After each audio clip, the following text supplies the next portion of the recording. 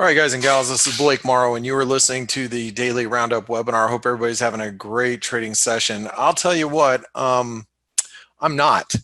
I've been on the wrong side of the Aussie today, trying to buy that a little bit earlier today when we were trading at like above 160, and so I got run over like a freight train there. Tried to short the dollar Canadian today.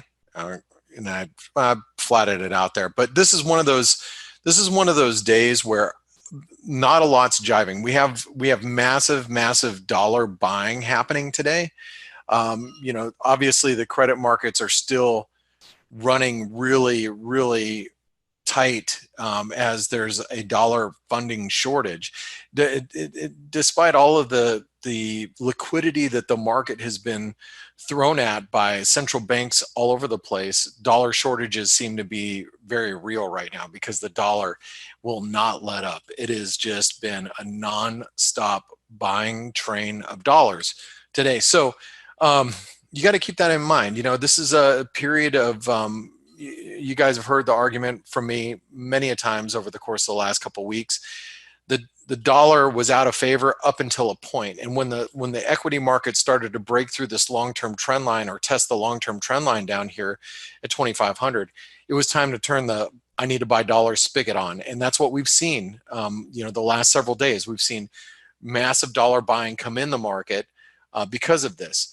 The only way the dollar buying is going to subside is if we do get a bounce in equities. However, we have even seen a bounce in the S&P today.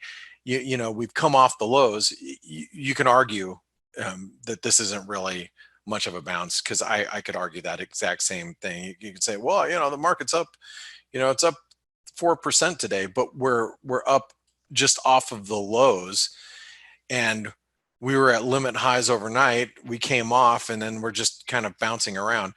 I would argue that the dollar's still going to be in demand, because really, in all actuality, the stock market, yeah, we got a little bit of a bounce today, a little bit of a relief, but has it turned the tide? The tide would have to be turned higher for the market, meaning we'd probably have to break above 2,700 in order for this dollar demand to subside. And right now it is just not subsiding. You can actually see the dollar Canadian just hit new highs. We're trading above 142 right now. This is pretty big deal, because this is the long-term 78% retracement. Matter of fact, let me go over to a weekly chart really quick so we can see this.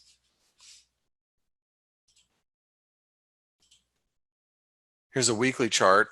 We're the 78% retracement of the highs from 2016 to the lows. 78% retracement. We're trading above that right now. Exploding higher, guys. Exploding higher. So if you guys are wondering if this is going to subside or not, just keep an eye on the dollar Canadian. It looks so strong. And look at the dollar Mexican peso. Whoops, here's the dollar Mexican peso. We're squeezing our socks off. The dollar Mexican peso is at, I believe this is all-time lows, if I'm not mistaken. Come on,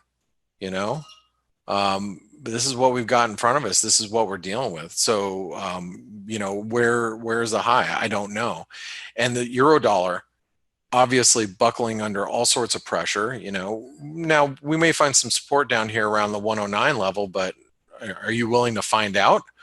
Are you willing to, stick your neck out and try to find out and see if that's a viable place to be on the long side? I don't know. I'm not at this point.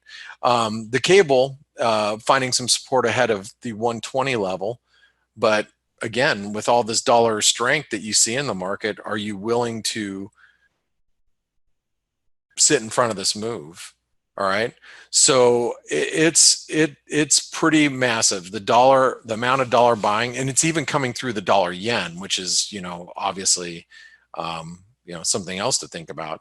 The dollar yen, I'm assuming, is going to stop somewhere up here in the 108 level. But hell, if the dollar continues to be in demand the way it is, the way we're seeing it right now, why couldn't we see 110 before we turn lower again? Even with equities doing what they're doing. Now, if equities roll over again, I have to imagine the dollar demand is going to continue. So just think about that, guys, and be really careful out there. I don't want you to, stand in front of a freight train and not realize it's coming. You know what I mean? We are in a crisis situation, so to speak, and what everybody wants right now is dollars. So try not to fight that. Either you get on you get on the train, on the dollar train, or you get out of the way. It's pretty simple. I was looking at I was talking to one of the guys from my office. He was looking at this kiwi. He's like, man, I was trying to buy this kiwi. And it's like, yeah, where? I mean, where's it going to? I mean, I'm assuming the kiwi's going to 58 cents, somewhere around here. I mean, so it's obviously some pretty massive moves, guys, and I want you to be very, very careful out there today. A lot of volatility. These are not the days where you need to be overly aggressive in the market.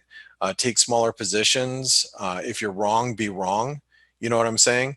That's going to be very important. Be wrong, take your loss, and just move along. Okay. All right, guys. Well, I wanted to just give you a quick update, and again, I'll hold on.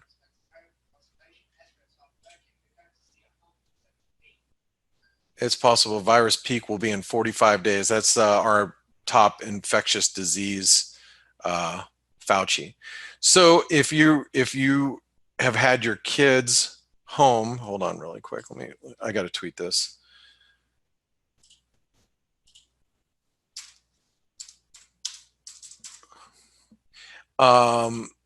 If you've had your kids home for a couple of weeks because of the virus, I know I have. My kids are probably going to end up being home. It might be, working from home, doing schoolwork, and that's just the way it's going to be. So just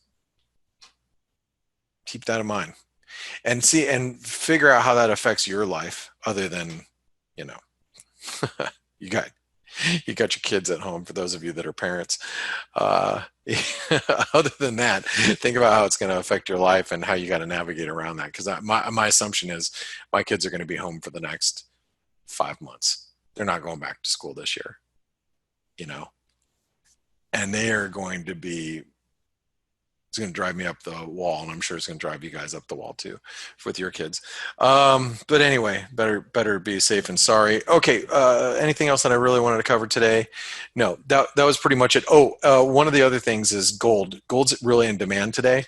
The reason why gold is bouncing, if you guys don't know why gold is bounced, because the market's adding all sorts of liquidity to the market. We're adding all sorts of liquidity to the market.